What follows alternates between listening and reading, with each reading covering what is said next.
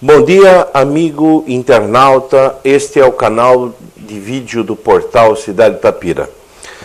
Sou Nino Marcati. Hoje a nossa conversa de gente grande é com Manuel Marques, desta vez como pré-candidato da situação de forma oficial. Ele foi lançado na quinta-feira passada como o candidato de todos os partidos da base aliada do governo municipal e a exceção, por enquanto, do PT, né, que faz parte do governo, mas ainda não definiu a situação, e do PDT. Mas, mesmo assim, ele hoje já não tem nenhum candidato desses partidos interessados em ser candidato a prefeito. Ou, não que não haja interessado, mas que esteja no caminho dele. Esse programa tem o apoio da equipe PCI, do Renato, do Anderson, do Murilo, da Vitória e dos nossos patrocinadores, a Casa do Rolo, Divem, a Paz, Supermercados, Antonellis, ACI, Brindarte e Soft Video. Hoje é segunda-feira, dia 30 de abril de 2012. Bom dia, Manuel Marques. É um prazer tê-lo mais uma vez conosco, agora na condição de pré-candidato governista, com apoio do prefeito Toninho Bellini. Tudo bem? Tudo bem, bom dia, Nino, bom dia, internautas do Portal Cidade. É um prazer sempre estar aqui e agora novamente, dessa forma como você já anunciou. Manuel, eu posso dizer que acompanhei de perto a sua trajetória, o seu interesse em ser pré-candidato à prefeitura. E não tenho dúvida em dizer que foi uma batalha, né, uma grande batalha. Mas eu gostaria de saber aonde foi, né, quando e como nasceu essa predestinação. Olha, Nino, na realidade eu iniciei na política em 95 para ajudar um amigo e a partir daí acabei me elegendo vereador. Durante 3 mandatos consecutivos, esse seria o 4º, eu me reelegi vereador novamente. Mas a possibilidade de vir a ser um pré-candidato a prefeito e tentar me tornar o candidato a prefeito do grupo na cidade surgiu na virada do último mandato do prefeito Toninho Bellini, na reeleição do prefeito, após a reeleição, a partir do momento que começamos o governo. Ok. Eu imagino que deve existir um momento em que o governante, né, no caso o prefeito, ele chama os seus principais elementos, né, do grupo para se reunir e ter uma conversa sobre o futuro. Isso longe das eleições, não nesse momento agora. Para discutir sobre os candidatos à sua sucessão. A pergunta que eu faço a você é o seguinte: chegou a existir em algum momento, lá atrás, alguma reunião nesse sentido? Não, Nino, na realidade, pelo fato do prefeito Toninho Bellini não ser um político e ser mais técnico, nunca houve uma conversa desse tipo. O que houve sim, na realidade, depois que passaram-se os registros de pré-candidaturas, o ano passado, que é o que determina a lei eleitoral, num determinado momento, eu conversando com ele sobre a possibilidade da pré-candidatura via governo, ele me disse que tinha 2 nomes a quem ele devia muito politicamente. Ao Martins, que era vice-prefeito dele e sempre o acompanhou em todos os momentos, sem nunca prejudicar a administração, colaborando em todos os sentidos, e a mim, Manuel Marques, que sempre coordenei as campanhas e estive ao lado dele por 6 anos e meio no gabinete, mas isso já depois que praticamente estavam definidos os partidos em outubro do ano passado. E tendo em vista que eram apenas eu e o Martins que nos manifestamos, então ele se sentia à vontade em ter que só decidir por um dos 2, e foi quando ele manifestou que a decisão dele, na opinião dele, seria através de uma enquete ou de uma pesquisa, que era a forma que ele gostaria de fazer, justamente para não melindrar nem Manuel Marques nem Martins.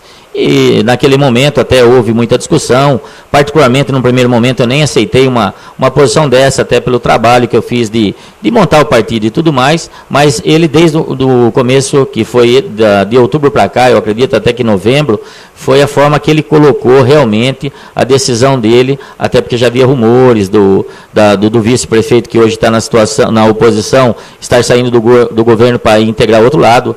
Ele também disse que esperaria até o último momento, que queria ouvir isso da boca do cidadão, né? E para que isso, ele esperou até outro momento realmente, tanto que ele só manifestou depois de abril agora, né? Que iniciou-se o processo de se desligar do governo, quem fosse ser candidato.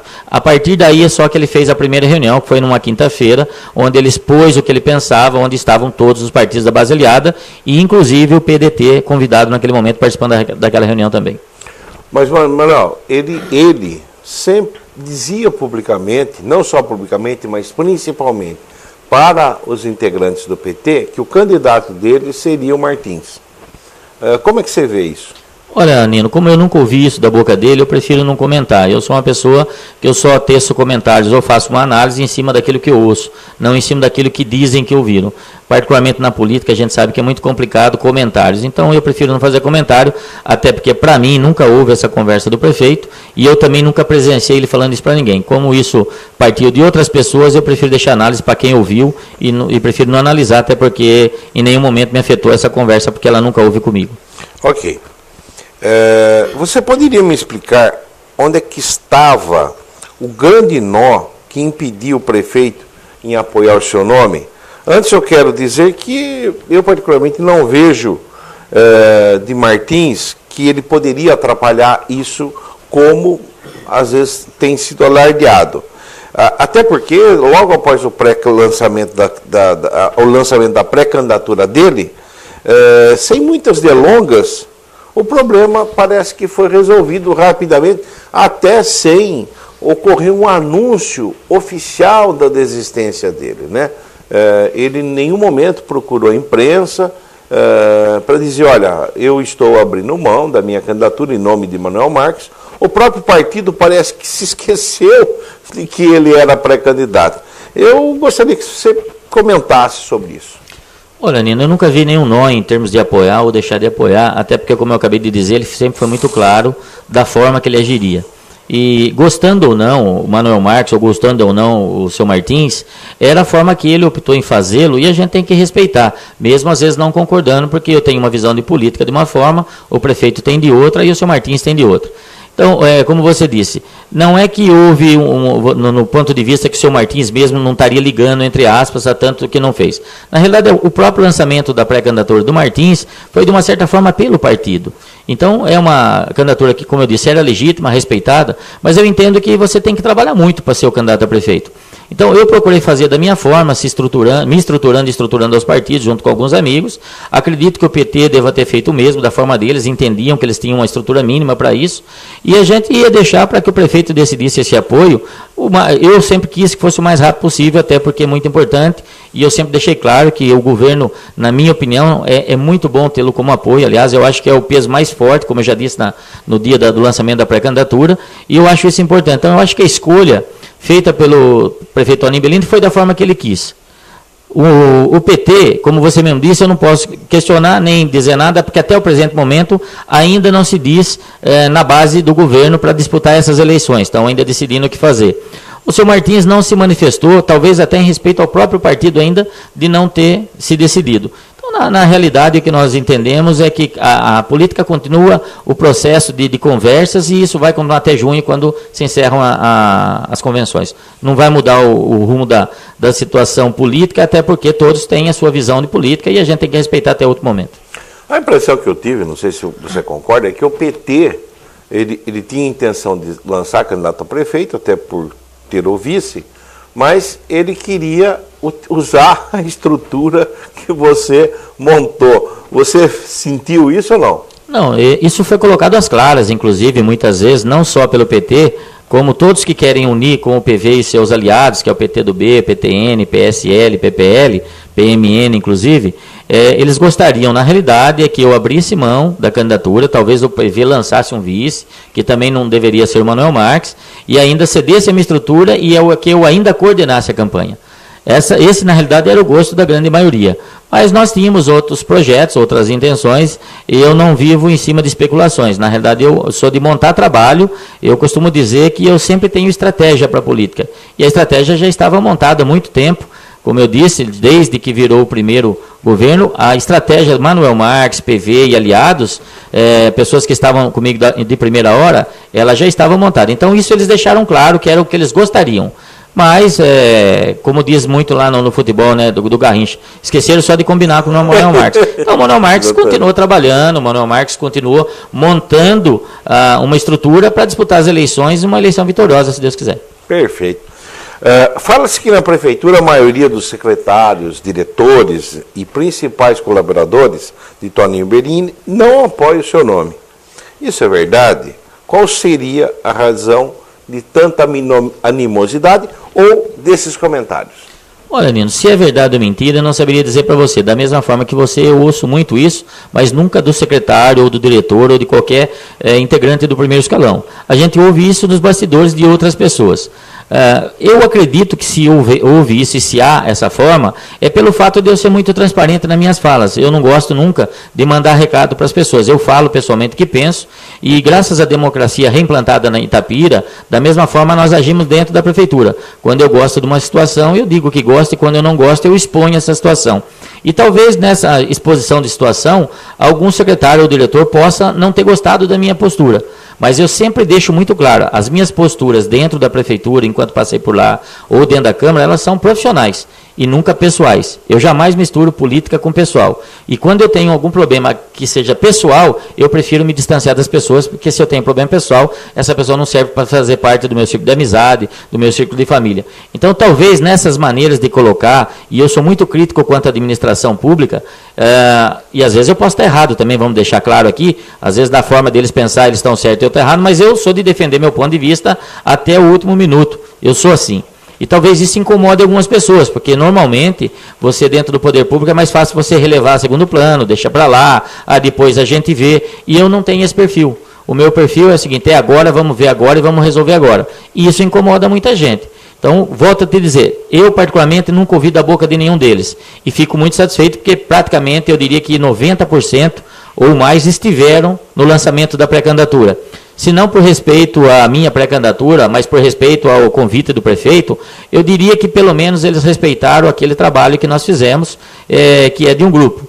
E uma coisa todos sabem, eles podem até ter diferenças comigo da forma de administrar ou da forma de agir e pensar, mas todos, nenhum deles até hoje, questionam o meu trabalho profissional em termos de política, de ter um adversário único e de trabalhar contra esse adversário, que sempre foi o deputado. Eu sempre me posicionei muito bem quanto a isso.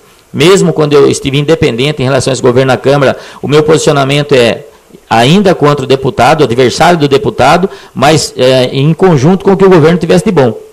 Então, é a minha forma de pensar. E isso incomoda muita gente, eu sei. Mas se eu mudasse dessa forma para agradar, para dizer que eu me tornei agradável, eu não seria o Manuel Marques. E aí talvez as pessoas comecem a me ver também assim, realmente ele mudou, por que eu voto? Não, eu não vou mudar. O Manuel Marques é assim, eu sou crítico, eu falo o que eu penso. Independente das pessoas gostarem ou não, às vezes a gente pode até colocar de forma errada a fala, mas eu vou continuar sendo dessa forma, porque as pessoas têm que ouvir a verdade. Esse negócio de eu vou ver, depois eu vejo, depois eu falo, não faz parte do meu vocabulário.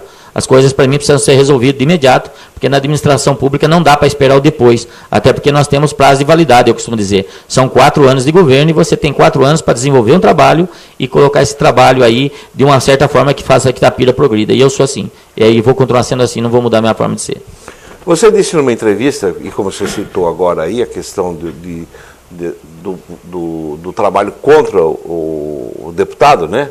Derrotar o deputado, que o projeto político do Novo Tempo era esse, derrotar o deputado. E até eu fui em cima de uma pergunta que eu coloquei, e eu continuo achando isso até hoje, que o grande projeto de vocês era esse aí, derrotar o deputado, e parece que até deram uma pouca importância ao projeto de governo, plano, de forma que vocês ficaram meio perdidos no começo.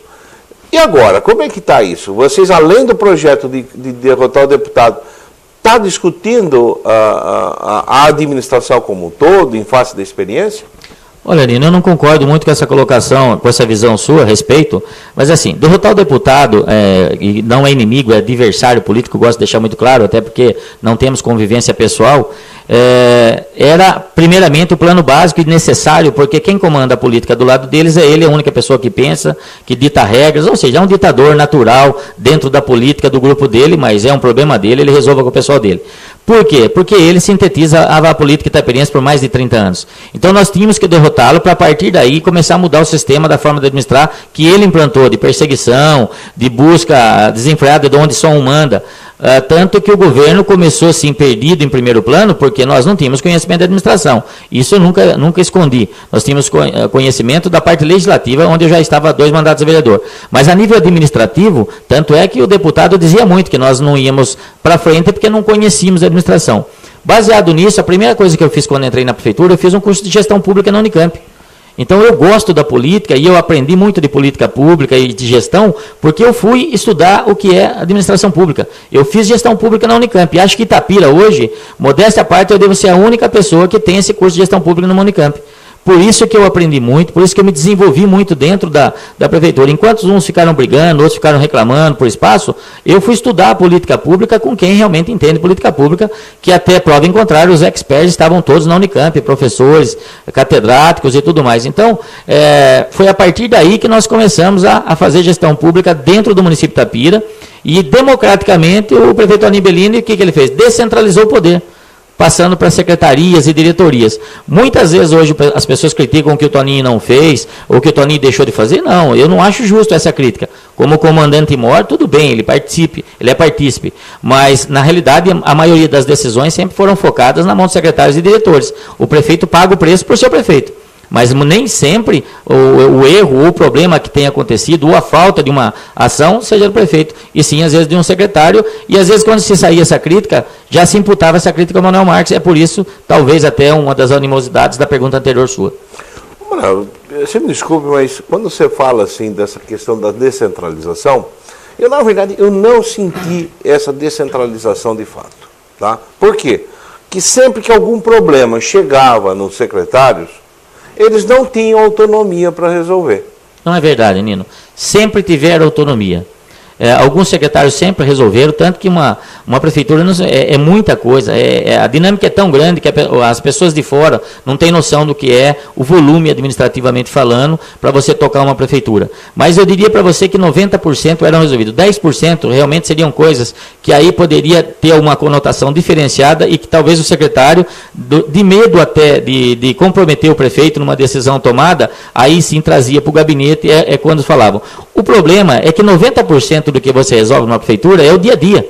E 10%, que são os mais complexos, acaba caindo no colo do prefeito ou do gabinete para resolver. Mas também é esse 10% que acaba dando a conotação maior de um governo. É o tamanho da decisão, é a amplitude da decisão. Então, na realidade, houve a descentralização, senão seria muito difícil administrar. Só que esses 10% é o que a gente diz. Uma pessoa gritando o dia todo faz mais barulho do que 100 em silêncio. Porque não é quantidade. Mas essa pessoa gritando, ela começa a mostrar alguma coisa, ou crítica, ou até às vezes uma alusão a alguma coisa. Se ela gritar, alguém vai parar para ouvir, porque ela está gritando. E se os outros 100 calados estiverem concordando, não aparece tanto quanto esse um. E é o que acontece no governo. Os problemas mais críticos sempre eram resolvidos no gabinete, com certeza. E é dessa forma que sempre acabavam estourando no prefeito Toninho Bellini, ou acabavam dizendo que eu era o prefeito de fato por isso, porque as decisões eram tomadas no gabinete. Mas eu deixo sempre claro, nenhuma decisão do Manuel Marques foi tomada sem a anuência do prefeito Toninho Bellini. Nenhuma. Nunca foi dessa forma. Agora, eu era partícipe em quase todas as decisões, até pelo conhecimento político. Mas o aval final era dele. Eu poderia dar a minha opinião, como todos tinham direito em reuniões. Existiam reuniões quinzenais do secretariado e dos diretores. Nessas reuniões, todos debatiam, discutiam, e eu levava para o prefeito exatamente tudo aquilo que foi discutido, e a decisão era dele. A única coisa que nós fazíamos era filtrar esse trabalho nessas reuniões e levar para ele só os problemas que dependiam da decisão final do prefeito, porque ou era uma mudança de verba, ou era uma mudança de rota de investimento dentro do governo, e aí, obviamente, a decisão tem que ser do prefeito e não do secretário de governo ou dos secretários da pasta de saúde, de educação e tudo mais, mesmo quando se tratava de assuntos das suas pastas, mas a decisão final sempre coube ao prefeito.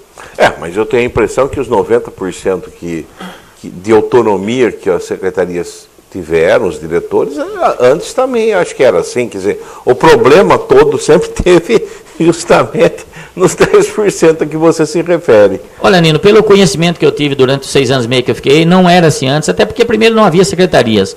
A diferença da administração anterior para a nossa é que ele tinha menos pessoas no comando, e essas pessoas falavam mais diretamente com o prefeito. E o prefeito Tony Bellini fez diferente, deixou que elas decidissem realmente.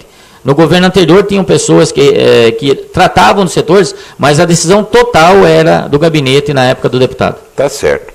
Bom, você foi... já que estamos falando dessa questão aí dos secretários, diretores, né?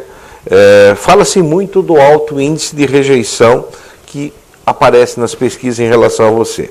Você tem acompanhado esses números? Você acredita neles? Se eles forem verdadeiros, qual será a sua estratégia para vencer as eleições?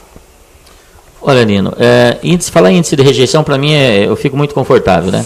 Porque, na realidade, o maior índice de rejeição, como eu poderia dizer que eu vejo, é dentro do meio político, porque a maioria briga, diz que eu tenho rejeição, que eu não ganho nada, que eu não vou, isso, aquilo, mas estão sempre me combatendo de uma forma ou outra. Então, eu vejo que a minha rejeição é mais dentro do meio político do que propriamente na população.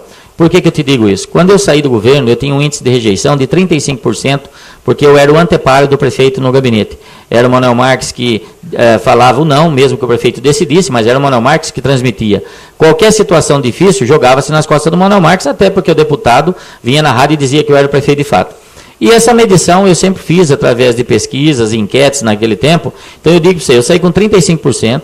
Em dezembro, numa conversa com o Noé Massari, ele me disse que ele fez uma pesquisa onde eu já estava com 17% depois de um ano fora do governo, e recentemente eu tenho informações que ela está em 10%, só que com uma diferença, é 10% de rejeição, baseado no universo onde o meu nome, Manuel Marques, ou a pessoa do Manuel Marques, é conhecida em 95% da cidade. Ao passo que a rejeição do nosso concorrente hoje, que é o candidato a deputado, dizem que é na faixa de 4,5% a 5%, mas no universo de conhecimento da cidade é apenas 25%. Ou seja, só 25% da cidade conhecem o candidato a deputado ou já ouviram falar do nome dele. O meu é 95% e a minha rejeição é em torno de 10%. Ou seja, eu tenho, teoricamente, o dobro de rejeição dele. Porém, eu sou 3 a 4 vezes mais conhecido do que ele na cidade. Então, se você analisar em termos de rejeição, ele está muito maior que a minha hoje. E é isso que as pessoas não fazem conta. Mas eu, Manuel Marques, eu trabalho em cima de estatística. Ele é 5% rejeitado no universo de conhecimento de 25%. E eu tenho a possibilidade de uma rejeição de 10% hoje, sobre isso segundo medições feitas, de um universo de ser conhecido em 95% da cidade. Então, analisa quem é mais rejeitado dentro do que é conhecido. Não, e essa que é a informação. Então, falar em rejeição não adianta falar em números, você tem que analisar o contexto global. Eu entendo que a minha rejeição hoje é mais no meio político, pela postura que o Manuel Marques toma, pela postura que o Manuel Marques se coloca dentro da política, então, do que propriamente dentro da população, onde eu tenho hoje muito mais acesso. Eu estou nos bairros, eu tenho o meu comércio, eu ando para as ruas, ao passo que eu sem forçar nada. Isso é o meu natural, é o meu dia a dia. Essa pesquisa é uma pesquisa que você encomendou, alguém do seu grupo encomendou, porque as que chegam para mim... eu quero dizer, antes de mais nada, que eu não acredito nessas pesquisas, tá? Eu não vejo metodologia científica em nenhuma delas. Até porque eu acho que para ter metodologia científica ela fica um pouco cara para a realidade tapira. Mas as que chegam dão um índice de rejeição para você, a que chegou a mais baixo foi 28%. E chegou a 30%, 35%, como você falou. Olha, Nino, eu só queria fazer uma pergunta para você. Você já viu alguma pesquisa dessa? Não. Exatamente. Não, você viu ou chegou a informação para você? Chegou a informação. Então, eu gosto de dizer, como eu já disse para você no início da entrevista, eu só falo aquilo que eu tenho em mãos, aquilo que eu ouço e vejo.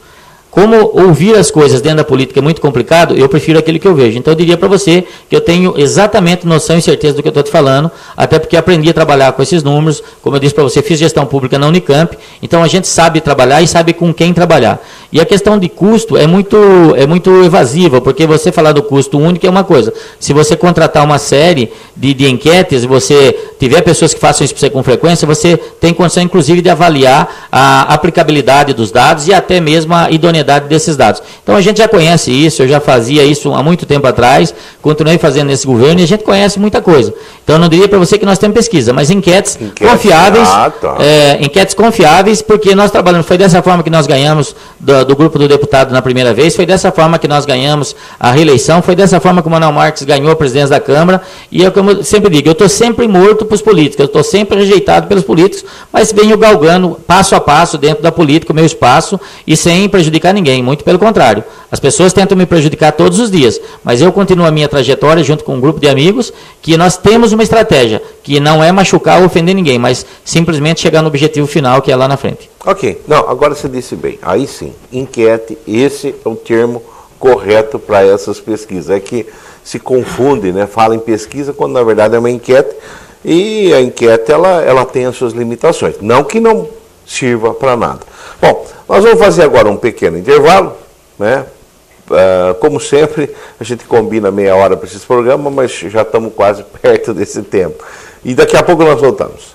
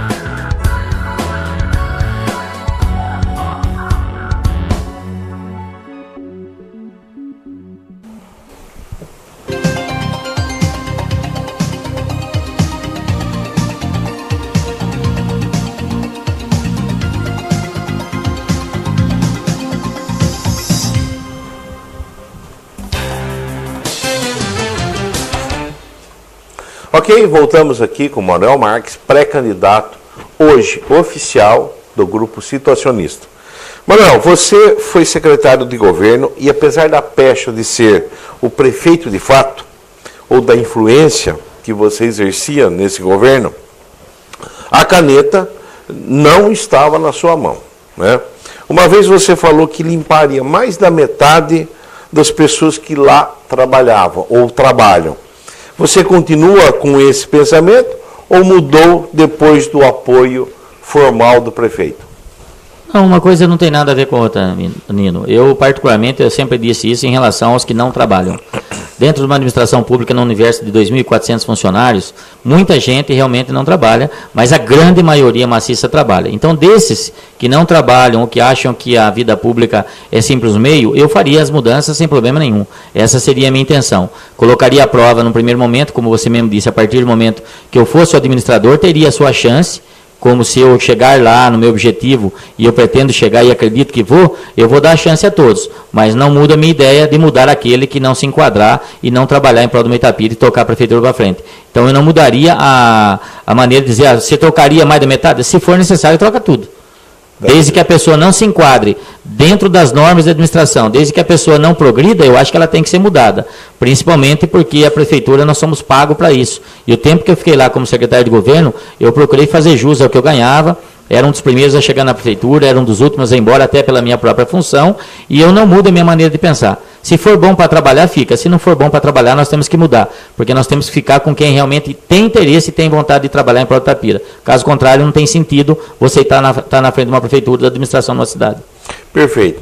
Você fala muito, e agora há pouco você falou que fez um curso no Unicamp, em choque de gestão, no quadro funcional da prefeitura. Sei que deve ser um assunto completo, mas de uma forma resumida. O que você quer dizer com isso?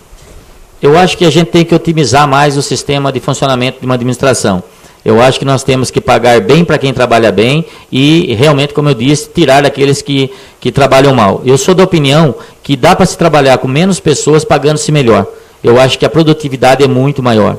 E eu sempre tive essa forma. Enquanto estive no gabinete, nós chegamos, na época, nesse turnover natural de entrada e saída de pessoas, nós viemos fazendo um processo de recuperação de salários por muito tempo. E nós chegamos a ter, no quadro da prefeitura, nesses 8 anos que tivemos, numa época que eu estava no gabinete, em torno de 1.970 pessoas. Hoje são 2.400. Mas são formas de administrar. Essa é uma forma que eu, Manuel Marques, gosto e acho melhor. Como eu não podia fazer como um todo, como você disse, porque a caneta não estava na minha mão, eu fiz isso dentro da Secretaria do Governo. Eu trabalhei com menos pessoas, ganhando mais. Sempre foi essa forma que eu preferi. Eu preferi dividir o orçamento da minha secretaria, pagando melhor para quem estava comigo, mas exigindo mais. Porque com isso também você otimizava as decisões, a rapidez de uma decisão era maior, porque envolvia menos pessoas, e eu acredito que eu fiz isso e tornava as mais produtivas. E o que era bom, porque o setor andava fluía com mais rapidez, por assim dizer. Perfeito. Quando Cristina Gomes esteve comigo, semana passada, uma questão foi levantada aqui. O orçamento no período de 2005 a 2012 cresceu um pouco acima de 140%. Mas o reajuste dos servidores municipais, né, do Poder Executivo ficou abaixo de 30%. E a relação folha-despesa ficou praticamente o mesmo, 54%. Você pode me dizer se nós cometemos algum erro nesses... Olha, Nina, é difícil você contestar números sem estar com os números na mão, até porque você chega aqui e fica sabendo das perguntas na hora. Mas eu não concordo que isso aconteceu não, tá? Num contexto geral, há de se verificar, e a Cristina vai poder confirmar isso, nós tivemos um processo de mudança no decorrer dos 8 anos. Primeiramente, quando chegamos, tinha 20 ou 30 faixas salariais, onde as pessoas eram divididas em faixa por causa de não se pagava em dia. Então, o governo anterior pagava uma faixa num dia, outro no outro, e às vezes a última faixa estava sendo paga com 30 dias de atraso. A partir do momento que a administração Toninho Bellini começou a pagar rigorosamente em dia, o que nós fizemos? Nós começamos a diminuir faixas salariais. Com isso, o que nós fizemos no primeiro momento? Nós começamos a trazer as faixas mais baixas, englobando para as faixas acima, tendo um ganho real, mesmo fora de época das situações de aumento salarial dos funcionários públicos. Isso foi feito com muita gente, que se pegar os oleritos do passado, você vai ter às vezes até 3 vezes o valor da inflação desses 8 anos em relação ao salário deles. Então foi o primeiro ponto. O segundo ponto que se peca muito é quando as pessoas falam, eu tive só tanto de aumento, e ele não considera os abonos. Os abonos que eram dados num primeiro momento, às vezes eram necessários, porque se desse aumento salarial, você estouraria o limite prudencial, ou às vezes até o limite legal que o prefeito tem que seguir nos termos da lei de responsabilidade fiscal.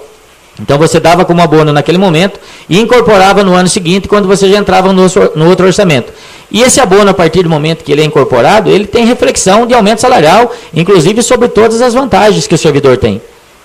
A única diferença que existia é que quando a gente dava um abono de R$80, por exemplo, para aquele que ganha 3, 4, 5 mil, podia representar pouco, mas para quem ganhava de R$600, R$500 ou 700, esse aumento chegava a 12%, 13%. Então hoje não dá para se falar genericamente que não acompanhou a inflação. O que na realidade foi feito durante os 8 anos foi uma melhora de quem ganhava menos, em detrimento de quem sempre ganhou um pouco mais, e uma redistribuição desses percentuais. Nominalmente pode ser que ele não atinja, porque também não estão somando aí os tickets de refeição.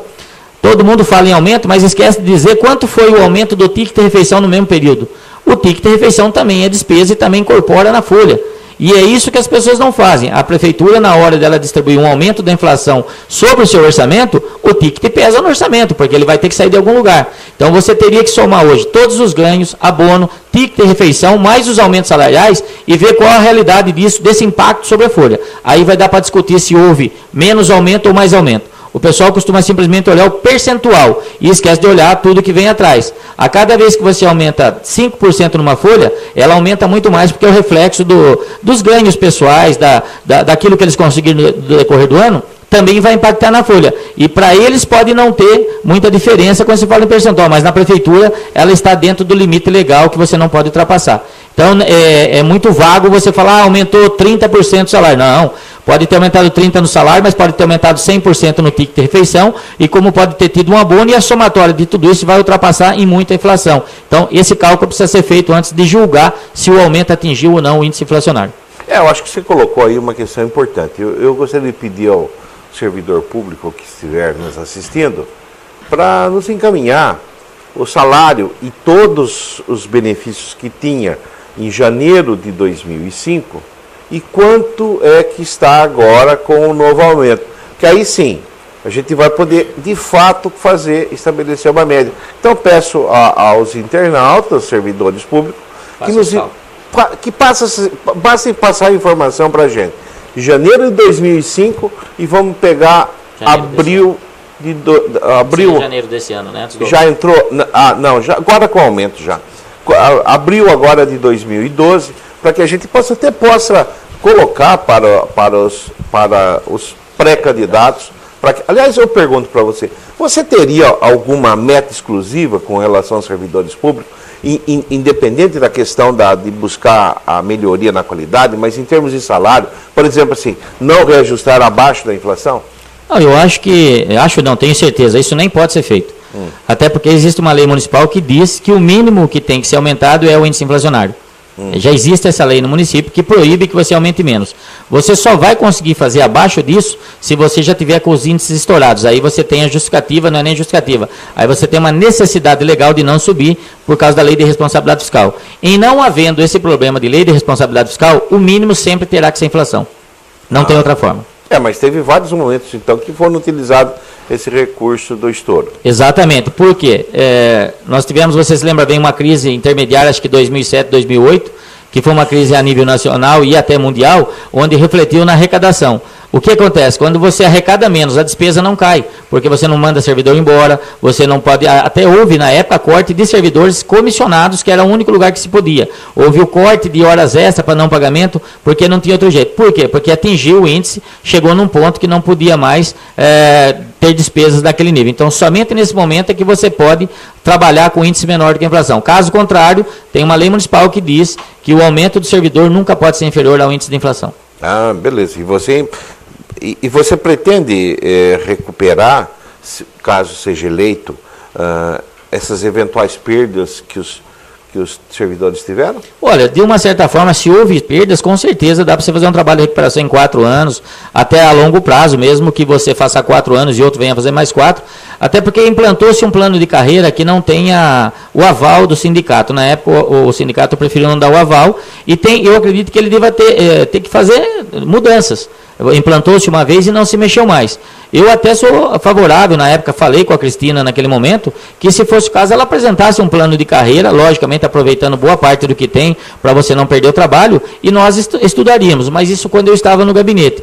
E não tivemos oportunidade disso, até porque depois eu acabei vindo para a Câmara. Mas perfeitamente, eu acho que o servidor ele não pode pagar nunca pelos erros de uma administração, se ela houver. O servidor, ele come e bebe do seu salário, ele precisa, então tem que ser um salário digno, e é por isso que eu trabalho com aquela filosofia que eu te disse. Menos pessoas, melhores salários. Eu sempre tive essa filosofia, porque eu acho que quem ganha bem sempre produz mais. E quem ganha mal vai sempre produzir menos. Então não adianta você ter quantidade ganhando menos, sendo que você poderia ter qualidade ganhando mais. Esse é o meu ponto de vista e sempre foi dessa forma. Mas para isso você também não precisa demitir ninguém, porque sai gente da prefeitura todos os dias. No universo de 2.400 funcionários, existe uma mudança brusca, todos os dias está entrando e saindo gente. Por quê? Porque a Prefeitura hoje é o maior celeiro de formação de profissionais. A Prefeitura paga cursos hoje em dia, a Prefeitura aplica nos seus funcionários e muitas vezes, quando eles estão muito bem, surgem oportunidades de outras empresas da cidade que levam os funcionários da Prefeitura. Isso não ocorria muitos anos antes da administração Toninho Bellini. Mas no período da administração Toninho Bellini, nós perdemos muito bons funcionários. Por quê? Porque eles foram capacitados pela Prefeitura, aprenderam muito e foram levados por empresas do município para ganhar mais, porque a Prefeitura não pode simplesmente aumentar o salário do servidor, a não ser quando ele tem esse aumento a nível geral, porque no plano de carreira ele é novo, não foi mudado em muitas coisas, e ele acaba não dando a possibilidade de você segurar o bom profissional, até porque nós seguimos normas nacionais de funcionalismo, né? Não é a norma do município que vale. Você tem a do município, tem a estadual e tem a federal, e uma não pode ferir a outra. Quantos funcionários públicos nós temos hoje em Itapira? Eu acredito que em torno de 2.300 ativos e deve ter mais já uns 500 hoje dos aposentados e pensionistas. Eu pergunto isso porque o funcionário público ele acaba sendo, de qualquer maneira, muito cortejado pelos candidatos, né? Porque eles acabam representando aí quase 10 mil pessoas, se a gente fizer uma conta aproximada aí das pessoas que... isso, eu queria dizer para você que não é... ou seja, a política acaba dependendo daqueles que dependem da política, ou da prefeitura, no caso. Isso não é bom para um país. Quer dizer, não estou dizendo que isso é um problema de Itapira, isso é um problema ainda do Brasil, né? Ou seja, nós temos um excesso de funcionário público. Você não acha que está na hora de começar a pensar em enxugar isso?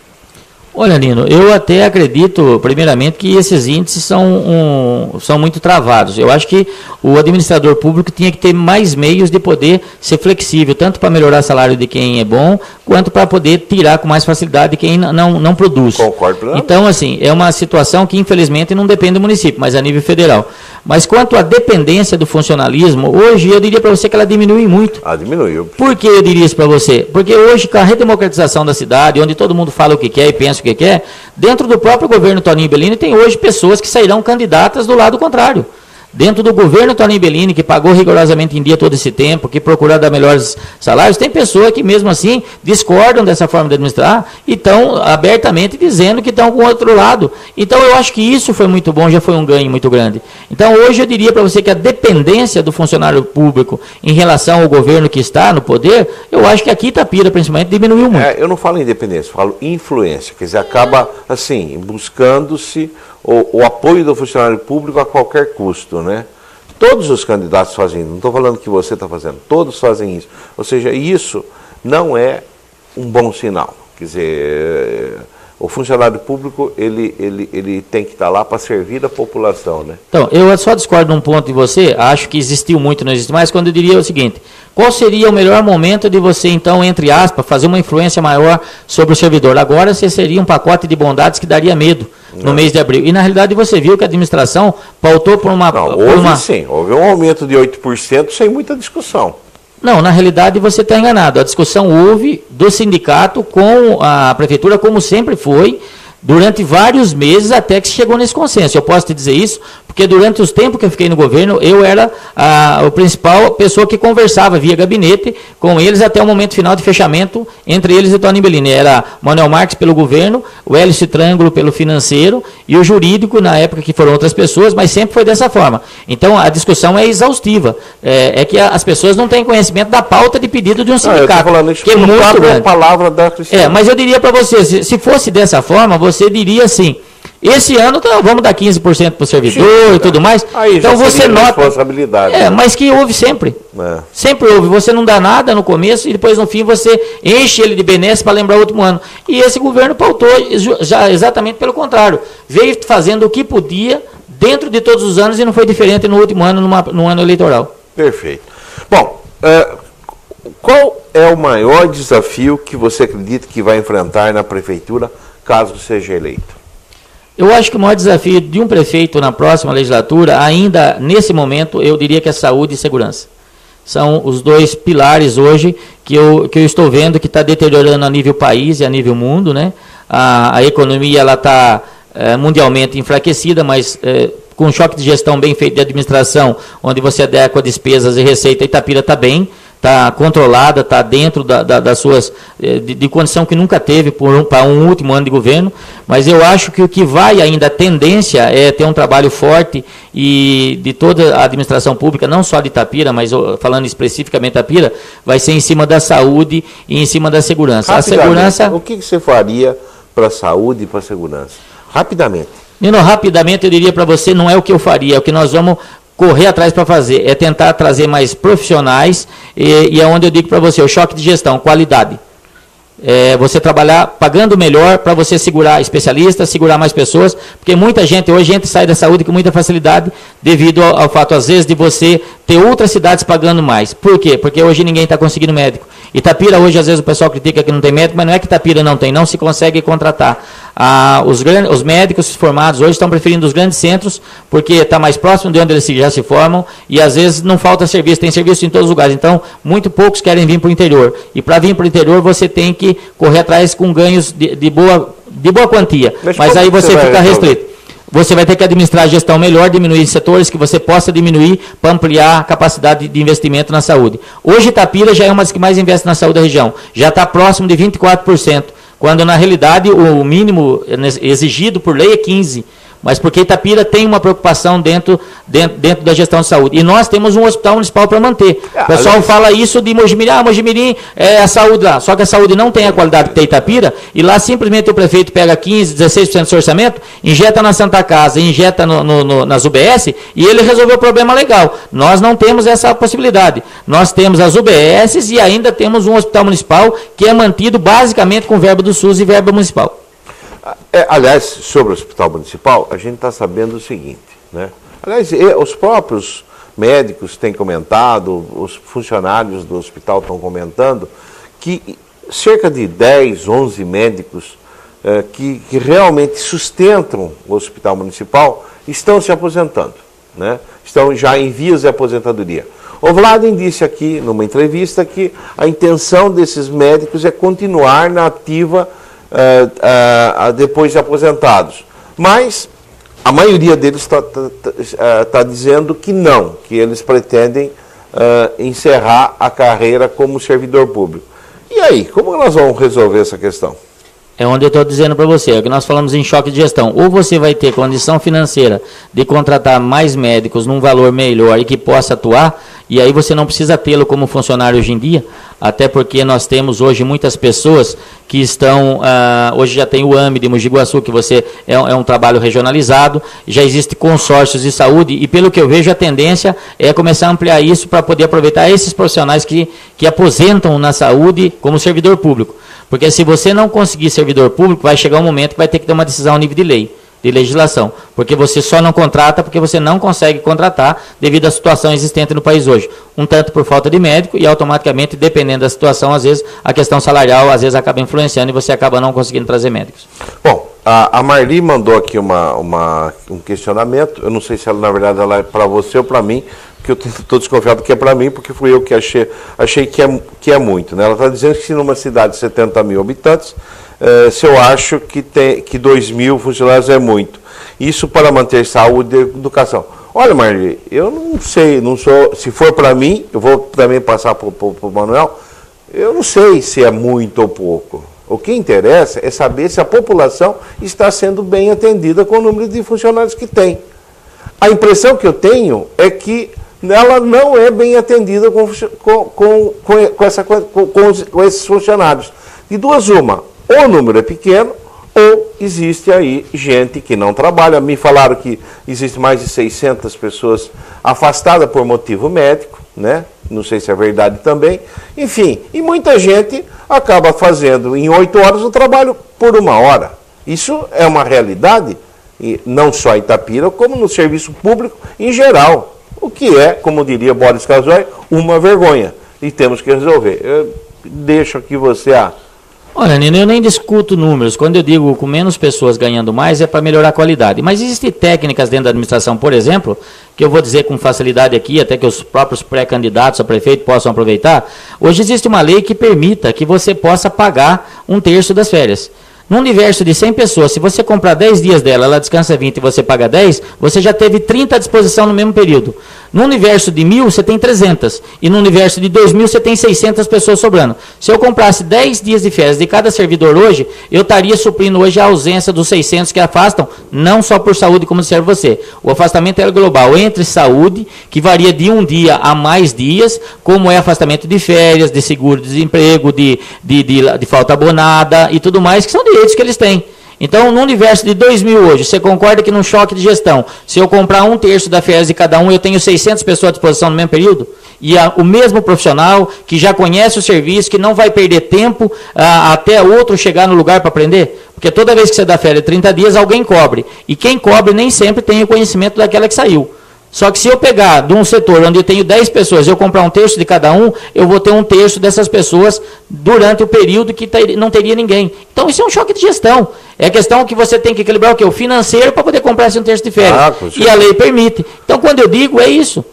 Talvez eu comprando 1/3 de férias, eu tenho 1/3 a mais de funcionário, então não precisaria ter tantos funcionários muitas vezes, mas eu teria funcionários ganhando melhor e muitas vezes contente, porque ele sai 20 dias de férias, ele já tem direito a 1/3 constitucional de férias e teria mais 1/3 comprado pela prefeitura. Aí realmente o funcionário vai ter férias, 20 dias de descanso e 20 dias em dinheiros para poder usufruir da sua férias de uma melhor maneira do que não é ficar dentro de casa, nas suas férias fazendo serviço de casa, ou até não poder dar um passeio sequer na casa de um parente, que hoje se você não tem dinheiro, você não faz.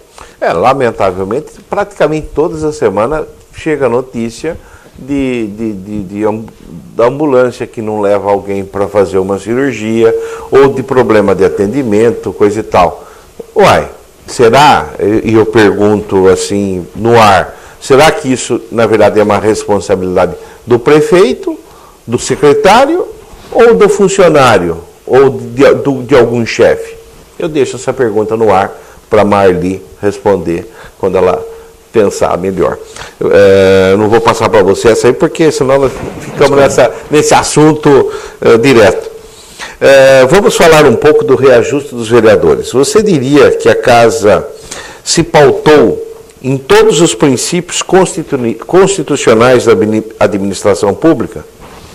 Eu diria que sim, sem sombra de dúvidas. Nós aplicamos o índice que foi aplicado ao próprio funcionalismo público. E muitas vezes as pessoas, houve um mau entendimento que nós havíamos aplicado o índice para os vereadores do funcionário público da prefeitura. Não, o índice aplicado foi do funcionário público do legislativo. Poder executivo é um, poder legislativo é outro e judiciário é outro. E eu diria que isso foi feito dentro das normas técnicas, dentro dos percentuais estabelecidos e muito abaixo do que poderia ser feito. E ainda deixa claro, nós não melhoramos o salário dos nossos vereadores, Manuel Marques, de quem está.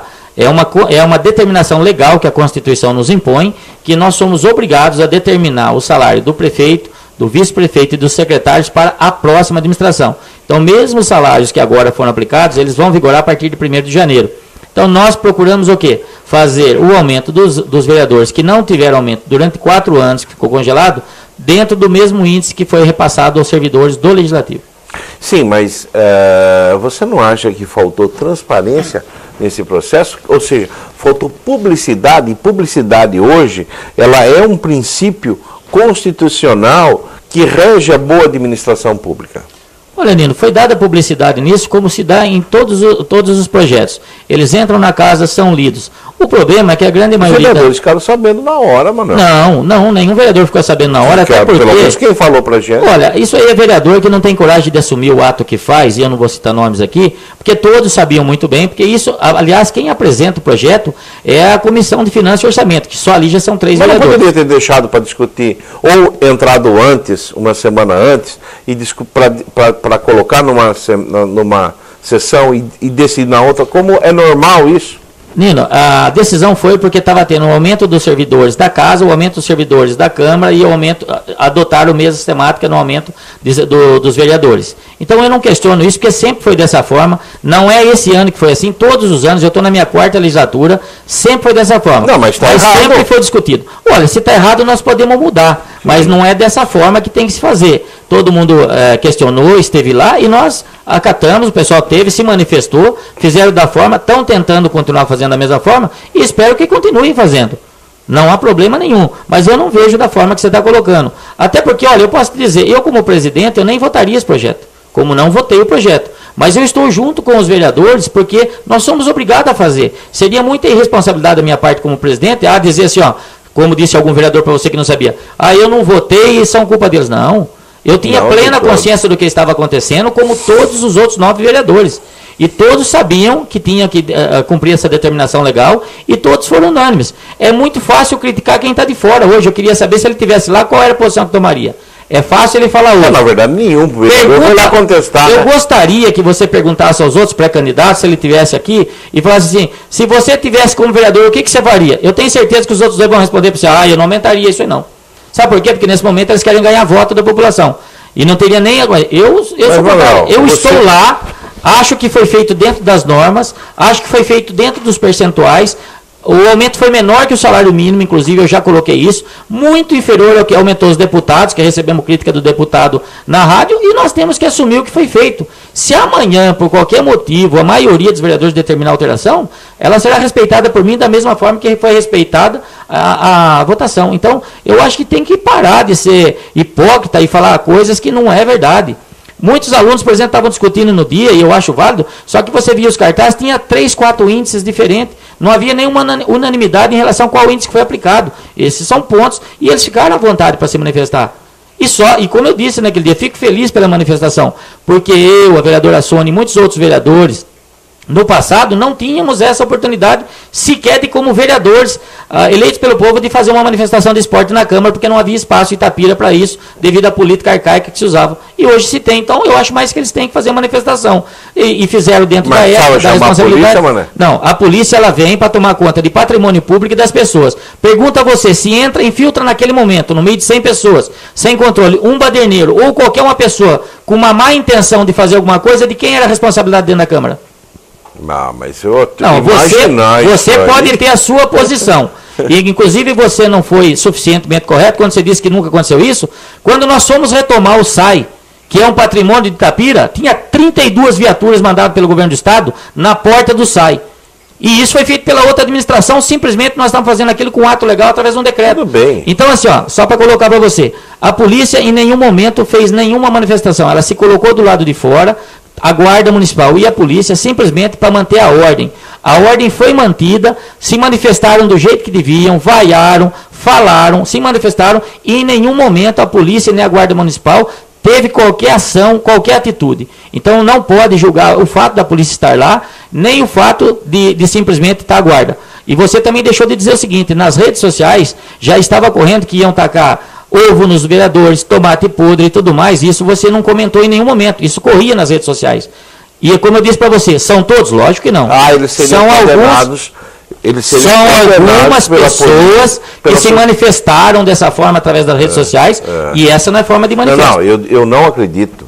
Não, mas estava nas redes sociais, sim, você mas sabe se isso ocorresse, Manuel, com certeza o movimento seria condenado pela opinião pública. Mas você vai apanhar primeiro, você vai levar ovo, choque, tomate, para depois tomar uma atitude? Não, então você toma uma atitude. Não, você toma uma atitude e simplesmente você manter a ordem que estava lá simplesmente para isso, e é o que aconteceu. Em nenhum momento, nenhum manifestante foi molestado ou intimidado, ou de qualquer forma foi abordado pela polícia ou pela guarda. Eles ficaram parados nos pontos lá fora, simplesmente assim, se houvesse desordem, eles logicamente que agiriam até pela força da lei, que eles são obrigados. Não é nem porque nós pediríamos, até porque eu estava no comando da sessão, não ia ter como intervir. Fora disso, Nino, não houve nada. Então ninguém pode dizer que a polícia fez qualquer coisa para eles.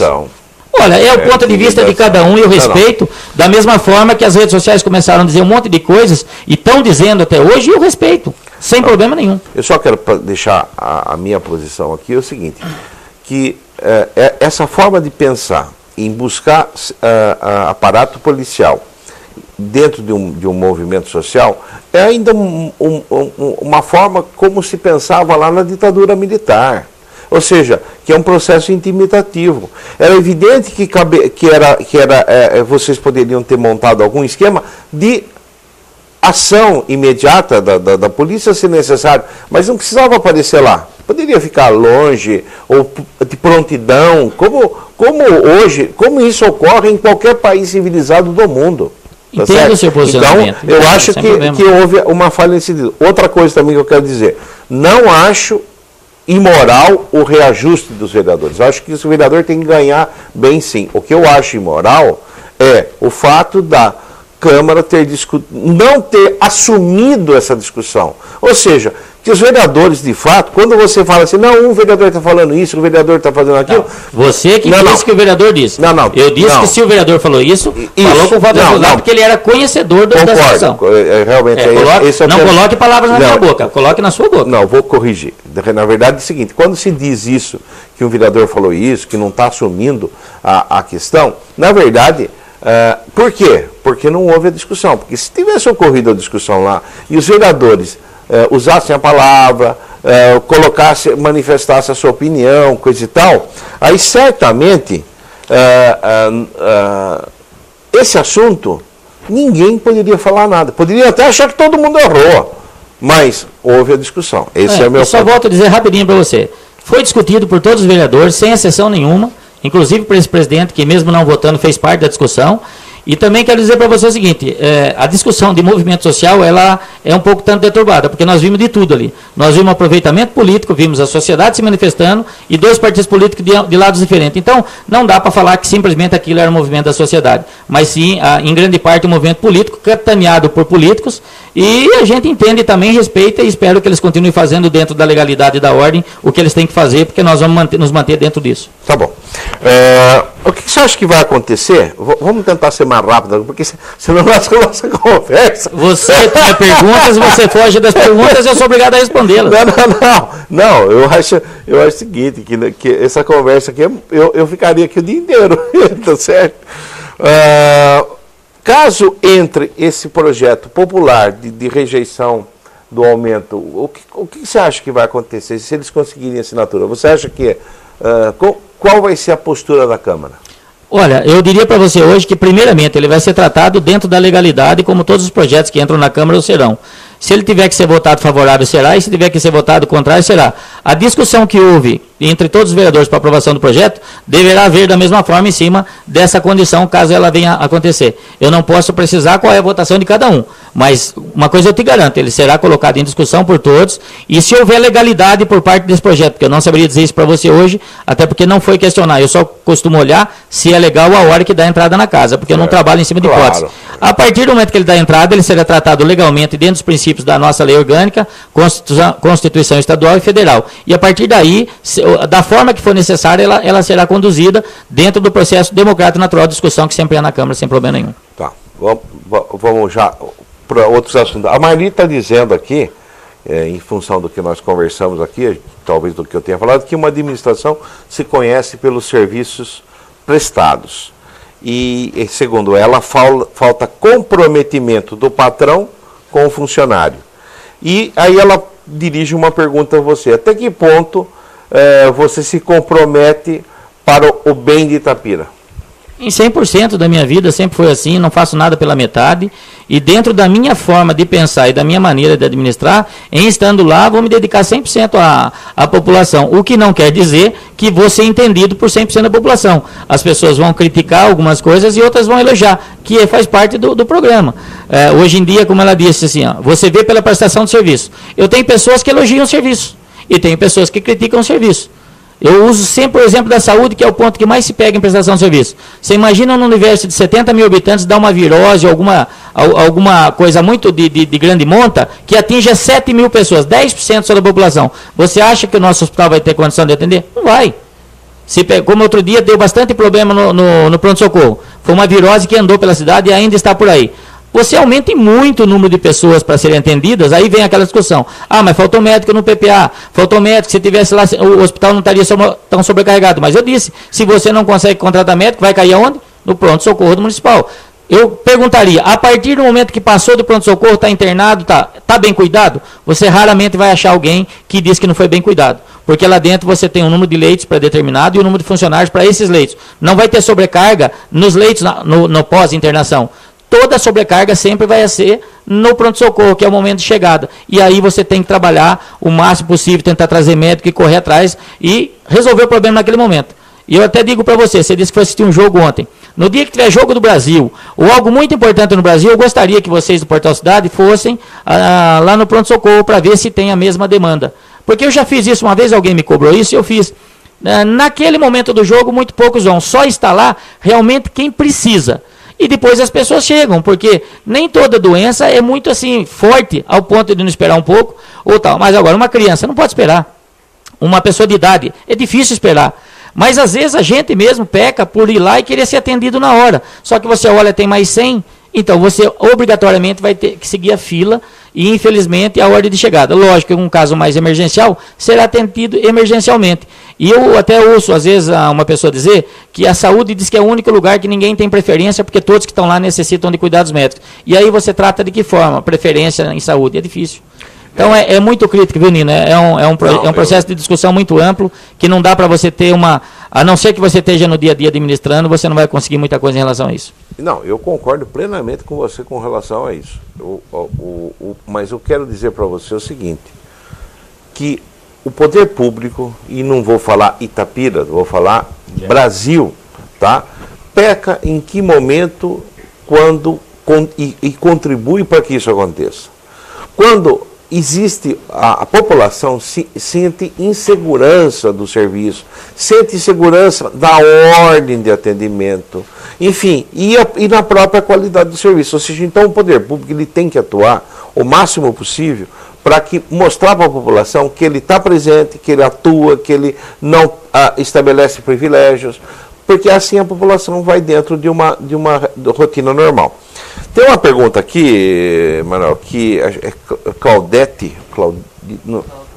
Cláudio.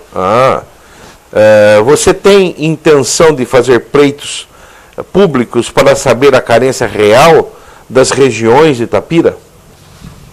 Olha, eu pretendo dar continuidade a um trabalho que foi feito na época, depois acabou parando, não sei porquê. Primeiro que foi o orçamento participativo do próprio PT que iniciou o trabalho no governo e havia essas reuniões nos bairros. Depois, independente disso, começou a diminuir o orçamento participativo, mas ampliou-se muito um trabalho das ONGs sociais do município, que eram considerados como centros comunitários. Eu, particularmente, participei de várias reuniões no Barão, Eleutério, em alguns bairros da cidade. Eu acho que isso é necessário fazer.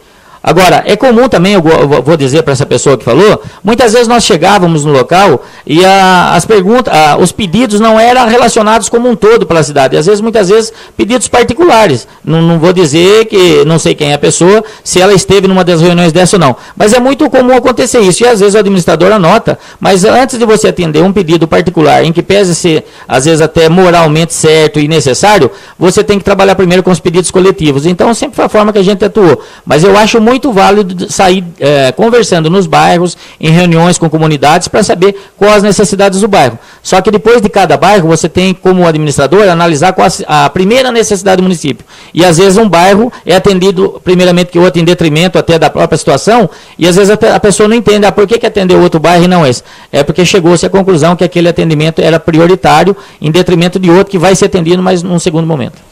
Tá bom. O PDT parece que está cada vez mais longe de você. O Alberto parece que a decisão dele é irreversível, né? O PT está numa situação delicada.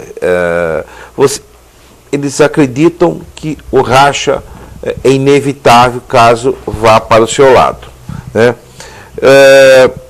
Interessa para você ter o PT do seu lado, mesmo com um racha forte dentro do partido? Nino, interessa tanto o PT quanto o PDT.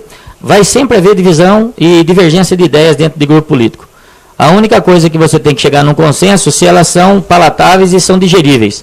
Se a gente chegar à conclusão que dá para estar junto, mesmo pensando de formas diferentes em alguns pontos, porque nem todos os pontos são divergentes, eu quero ter os dois. Se não for possível, nós vamos trabalhar com o que tivermos na mão lá na frente. Mas eu ainda acredito numa união de todos os partidos até 30 de junho, sempre falei isso para você, sempre falei isso em todas as entrevistas que dei, e continuo no mesmo pensamento. Porque o pensamento não tem que ser o que pensa o PV, o que pensa o Manuel Marques, o que pensa o PT, ou o que pensa o PDT. Tem que ser o que pensa Itapira. O que pensa Itapira?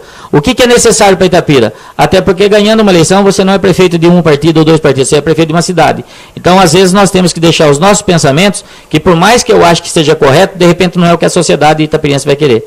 Então, eu pretendo estar com os dois, e independente da situação que eles tiverem, se estiverem comigo, serão bem-vindos e eu estarei com eles em campanha sem problema nenhum. Na sua reunião, quinta-feira, onde o prefeito assumiu o apoio à sua candidatura, você falou da possibilidade do voto camarão dos candidatos ligados ao Paganini que trabalhariam para eles e para você. Você tem uma dimensão dessa... Já existe alguma conversação com alguns desses candidatos? Não é conversação. Isso é uma suposição do Manuel Marques como pré-candidato. Por quê? Houveram partidos que foram para a base aliada do deputado, não por livre e espontânea vontade, mas por livre e espontânea pressão, onde ele usou do poder dele e tomou partido por São Paulo. Então, quando eu disse em relação a isso, eu disse em relação aos candidatos a vereador desses partidos que já estavam conversando com a gente, já estavam encaminhados dentro de uma visão do município de Itapira com o nosso grupo e, de repente, foi obrigado, uma vez que o seu partido foi para lá, e do outro lado. Logicamente que nenhum deles vai admitir isso publicamente, porque corre o risco depois dele não ter uma legenda. Mas a gente sabe que existe, também como existe pessoas que podem estar candidatas com a gente e trabalhando por os outros pré-candidatos, e eu acredito que isso, dentro da política, não considero legal, mas é normal. É normal. Bom, você acabou respondendo a sua pergunta seguinte, ótimo. Para encerrar essa nossa conversa, que já estouramos violentamente o nosso tempo aqui, eu estou fazendo essa pergunta para todos os candidatos e gostaria que você respondesse em 1 minuto. Pré-candidato, desculpa. Eu gostaria que respondesse em 1 minuto. Qual seria o principal motivo para que o itapirense se entusiasme com a possibilidade de tê-lo como prefeito? Olha, Nino, sem falsa modéstia nenhuma, eu acho que sou hoje dos três o candidato mais preparado para administrar a cidade. Primeiro, porque eu estive 6 anos e meio à frente da prefeitura juntamente com o governo Toninho Bellini e todo o governo Novo Tempo e aprendi o que é administração pública, coisa que o candidato do PDT teve um tempo como secretário e o candidato do PSDB nunca esteve numa administração pública. Segundo, porque, como eu já disse, eu fui fazer gestão pública com os experts do assunto para poder aprender um pouco mais e acredito que soube aplicar bem. E, acima de tudo, eu não sou uma pessoa que fica enrolando do vou ver ou não vou ver. Eu sou uma pessoa que ajo de acordo com a necessidade e tomo decisões. E eu acho que a cidade precisa de comando. A cidade precisa de pessoas que tomem decisões e não fiquem enrolando. Porque cada decisão enrolada de um dia para o outro, ela vai aumentar o problema, porque no dia seguinte você tem outra e você acaba não resolvendo nenhuma delas. Então, eu particularmente acho que estou preparado para a cidade, acho que tenho competência para o cargo e acho que, acima de tudo, temos um grupo forte que pode chegar e adotar todas as medidas necessárias para melhorar Itapira, dando continuidade em tudo que é bom e, às vezes, melhorando alguma coisa que não foi tão bom assim. E, acima de tudo, corrigir onde nós erramos, porque nós não somos perfeitos, sabemos que erramos alguma coisa nesse governo Novo Tempo, o tempo que nós estivemos. Mas foram erros que não prejudicaram a administração, mas, de uma certa forma, nós precisamos corrigi-los para que possa render frutos bons para a cidade. E eu acho que eu tenho a competência necessária e acho que estou preparado, lógico, sem demérito nenhum aos demais candidatos, mas eu estaria preparado para assumir esse papel e fazer isso por Itapira, nesse momento que ela passa de uma transição de 30 anos, um governo que fez essa transição de 8 anos e agora precisa de um outro governo que volte a incrementar ainda mais. Porque nós temos que também ser honestos. O Toninho Bellini, como prefeito, pegou muito abacaxi, saneou, consertou e agora nós temos que aproveitar esse momento bom do final de governo e dar continuidade a esse trabalho no que é de bom, no que é de melhor e ainda fazer muito mais coisas por Itapira. Você diria, então, com essa sua resposta, que os problemas que o Toninho Bellini enfrentou e aqueles que ele não conseguiu resolver de forma correta ou no tempo correto, se deve à inexperiência que ele tinha no poder público, porque ele não tinha sido prefeito, ele não tinha sido secretário, não tinha sido nada? Com certeza, eu diria para você que isso pesou muito no início do mandato, não só do prefeito Toninho Bellini, mas como de toda a equipe que veio, que eram poucos que estavam envoltos na política, mas o que mais prejudicou realmente foi a situação que nós encontramos na prefeitura quando nós chegamos. Porque primeiro nós tivemos que saneá-la para depois começar a fazer investimentos. E você sabe que num governo não é fácil, não é tão simples assim. Tem coisas que até hoje está saneando e vai levar mais 10 anos dentro de um projeto de reestruturação de dívida que foi feito, que eu vou assumir se ganhar a eleição, como outros prefeitos, ao momento de ganhar a eleição, vão ter que fazê-lo. Então, eu, em ganhando a eleição, vou ter que herdar ainda dívidas do passado. Outro, ganhando a eleição, vai ter que herdar dívidas do passado. E é dessa forma. Então, como eu estou preparado para isso e vivenciei essa situação das dívidas, eu acredito que, no meu caso, vai ser muito mais fácil administrá-la, até porque fomos nós que fizemos essa consolidação e estamos levando o investimento e o desenvolvimento para frente, mesmo com essas dificuldades. Mas está herdando também um orçamento de 180, que talvez 200 e poucos milhões para o ano que vem, não é? Isso é o que dizem, né? Mas como o próprio nome diz, é orçamento, não é realidade. E a realidade mundial também até poucos dias não tinha afetado o Brasil, e nesse momento ela tem afetado. Então qualquer queda que você tem hoje de arrecadação reflete automaticamente, porque você não tem como diminuir a despesa no poder público com a mesma velocidade de uma empresa privada. E nem todas as medidas você consegue tomar. Então a queda em qualquer arrecadação que é orçamentária, não quer dizer que é a realidade, ela pode comprometer um trabalho que você, ou eu, ou qualquer outro, possa direcionar pensando no futuro dos 4 anos da cidade. Ok, vamos parar nossa conversa por aqui, vamos ter outros embates futuramente. As suas considerações finais. Eu quero primeiramente agradecer a vocês pelo espaço e dizer à população como um todo que eu estou e continuo à disposição, sempre no meu comércio, na minha casa, na rua, na própria Câmara, todos os dias que eu dou plantão depois das 3 horas, eu estou lá todos os dias, para dirimir dúvidas e até fazer debates da forma que nós fizemos aqui hoje, para que as pessoas possam conhecer melhor o Manuel Marques, para saber, logicamente, a opção de votarem ou não nele, lá na frente, depois de acontecer a pré-candidatura se transformar numa candidatura, que eu espero que é o que ocorra no dia 30 de junho. Então, eu estou à disposição para esclarecer qualquer dúvida e até mesmo fazer essas discussões, como sempre fiz democraticamente, sem sombra de dúvida. Perfeito. Bom, a TV PCI está aqui em Itapira hoje para isso, para levar o debate com todos os candidatos, com todos os pré-candidatos. Nós vamos estender isso também para os vices, assim que eles estiverem definidos. Vamos estender isso aos vereadores, não sabemos como ainda, porque tem a questão da legislação, mas vamos encontrar uma forma para isso. Enfim, a nossa ideia é fazer com que o itapirense esteja bem informado e escolha da melhor forma possível o próximo prefeito e os próximos vereadores. É esse o caminho que a nossa cidade precisa. E quero agradecer a companhia de todos, os internautas, dizendo que mais tarde estaremos com esse vídeo já à disposição para quem não conseguiu acompanhar nesse momento, e dizer que daqui a pouco, nessa semana ainda, teremos outras entrevistas.